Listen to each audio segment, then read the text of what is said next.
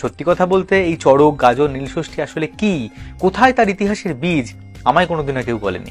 অথচ বাঙালির সমাজ ইতিহাসের এটা একটা ভীষণ গুরুত্বপূর্ণ অধ্যায়।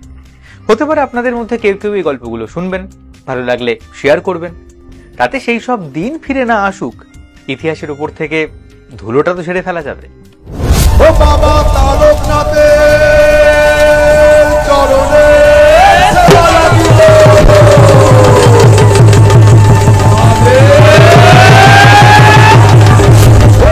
পয়লা বৈশাখ বাঙালির নববর্ষ। তার আগে চৈত্র মাসের শেষটা বাঙালির কাছে গাজনের উৎসব মুখর একটা সময়। আগে অন্তত তো সেই উৎসবের রেশটা ছিল। এখনো বাংলার বিভিন্ন জায়গায় পালিত হয় গাজন উৎসব। গাজনের মূলত তিনটে ভাগ: ঘাট সন্ন্যাস, নীলব্রত আর চড়ক। চৈত্র মাসের শুরু থেকেই ভক্তরা নারী পুরুষ নির্বিশেষে সন্ন্যাস নেন। সেই এক মাস তারা সন্ন্যাসীদের মতো কাপড় পরে সারাদিন ভিক্ষা করে সন্ধ্যায় হবিষ্যান্ন গ্রহণ করেন। তারপর চৈত্র সংক্রান্তির আগের দিন পালন করা হয় নীলষষ্ঠী। সেদিন নীলাবতীর সঙ্গে শিবের বিয়ে। কোথাও নিম বা বেলকাঠ থেকে নীলের মূর্তি বানানো হয়। নীল পুজোর আগের দিন করা হয় অধিবাস। তারপর রাত্রে হয় হাজরা পুজো, অর্থাৎ বিয়ে উপলক্ষে সব দেবতাদের আমন্ত্রণ জানানো হয়। শুধু দেবতারাই নন, শিব বিয়ে করতে যান ভূত প্রেত সহ। হাজরা পুজোয় শিবের চেলা সেই ভূত প্রেতদের পোড়া শোল মাছের ভোগ দেওয়া হয়। তারপর সকালবেলা নীলকে গঙ্গা জলে স্নান করিয়ে নতুন লাল শালু কাপড় পরিয়ে 7টা বাড়িতে ঘোরানো হয়। নীল সন্ন্যাসীরাও এরকম ভাবেই লাল কাপড় পরে, পাগড়ি মাথায়, গলায় রুদ্রাক্ষের মালা এবং হাতে ত্রিশূল নিয়ে নীলের সঙ্গে পরিভ্রমণ করেন।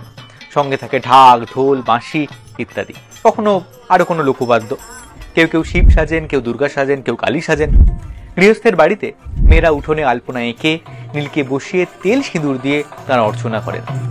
এসব আচারের সঙ্গেই চলে নীলের গান। শিব গৌরীর সংসার জীবন, শিবের চাষবাস, গৌরীর শাঁখা পড়া, শিবের ভিক্ষা করা, হরগৌরীর ঝগড়া ইত্যাদি নানা বিষয় নিয়ে নীলের গান হয়, যেটা প্রায় প্রত্যেক মঙ্গলকাব্য হরগৌরীর সংসার জীবন প্রসঙ্গে আপনি দেখতে পাবেন। এই গানের নাম কোথাও গম্ভীরা, কোথাও বোলান। আচার অনুষ্ঠানের ক্ষেত্রেও জায়গাভেদে কিছু রদবদল হয়, তবে সর্বত্রই মারা ষষ্ঠী জ্ঞানে নীলের পুজো করেন। সন্তানের মঙ্গল কামনায় তারা উপোস ব্রত পালন করে নীল পুজোর পর সন্ধেবেলায় শিব মন্দিরে বাতি দিয়ে তারপর জলগ্রহণ করেন। এর পর দিন চৈত্র সংক্রান্তি, মানে চড়ক পুজো। চড়ক পুজোর জন্য পুজোর আগে থেকে জল থেকে চড়ক গাছ তুলে এনে ধুয়ে মুছে পুজো অর্চনা করে সেটাকে মাটিতে স্থাপন করা হয়, যেটা সারা বছর কোনো জলাশয়ে ডোবানো থাকে। তার আগে থেকেই অবশ্য সন্ন্যাসীরা শিবের পাটা নিয়ে গ্রাম পরিভ্রমণ করেন।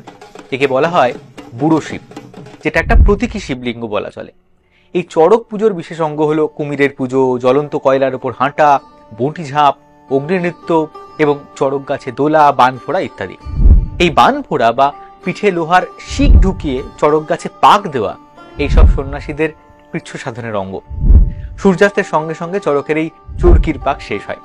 পশ্চিমবঙ্গ, ত্রিপুরা, অসম, বাংলাদেশের বিভিন্ন স্থানে গাজন পালিত হয়। আগেই বললাম যে এর আচার সঙ্গীত জায়গাভেদে আলাদা হলেও হতে পারে। আবার চৈত্র মাসের এই সময় ছাড়া অন্য সময় কোথায় কোথাও গাজন হয়, যাকে বলা হয় আবার গাজন, হুজুকে গাজন ইত্যাদি। এই গাজন কথাটা কোত্থেকে এসছে সেটা জানেন কি? এটা নিয়ে বেশ মতভেদ আছে। কেউ বলেন গাঁ অর্থাৎ গ্রাম, এবং জন মানে হচ্ছে সর্বসাধারণ। এই দুটো শব্দ মিলে হয়েছে গ্রামের সর্বসাধারণের উৎসব গাজন। আবার কোনো কোনো গবেষকদের বলছেন যে ভূত প্রেত নিয়ে গীত বাদ্য করে গর্জন সহ শিবের যে বিয়ে করতে যাওয়া বা ভক্ত সন্ন্যাসীদের যে গর্জন, সেখান থেকে নাকি গাজন কথাটা এসেছে।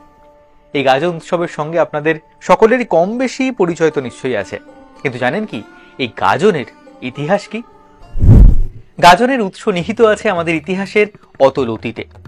কোনো সুপ্রাচীন গ্রন্থেই গাজনের উল্লেখ কিন্তু আপনি পাবেন না।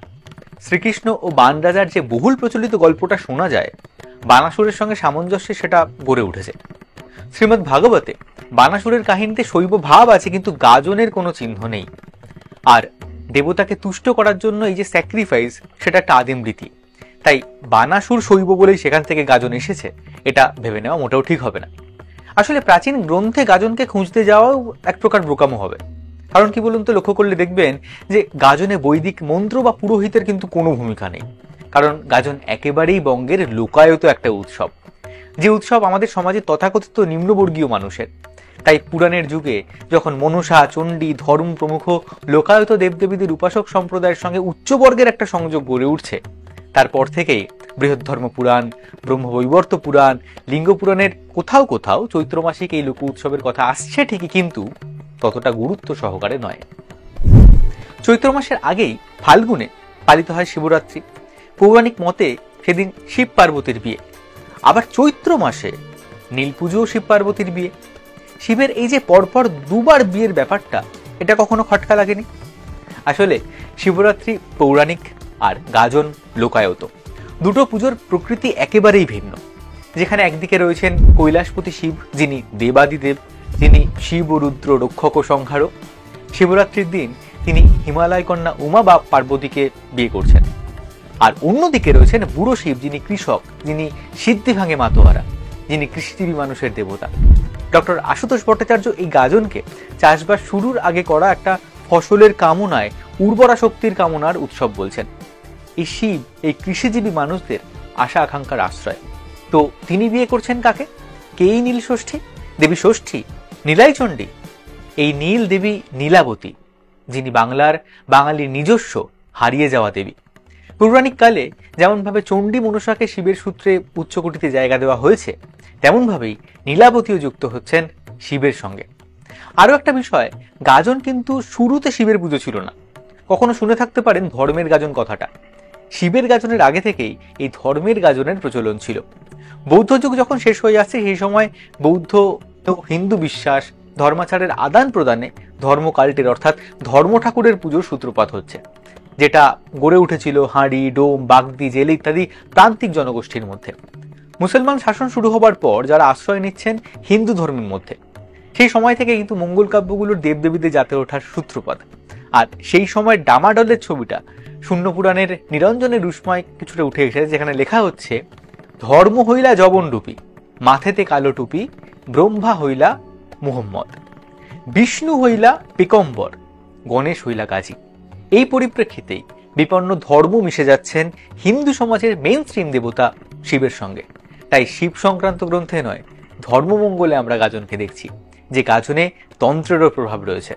আমাদের পরিচিত পুজোগুলোর মতো নয় এই গাজন, যেখানে ভক্তরা নাচে গানে কৃচ্ছ সাধনে দেবতাকে তুষ্ট করার চেষ্টা করেন।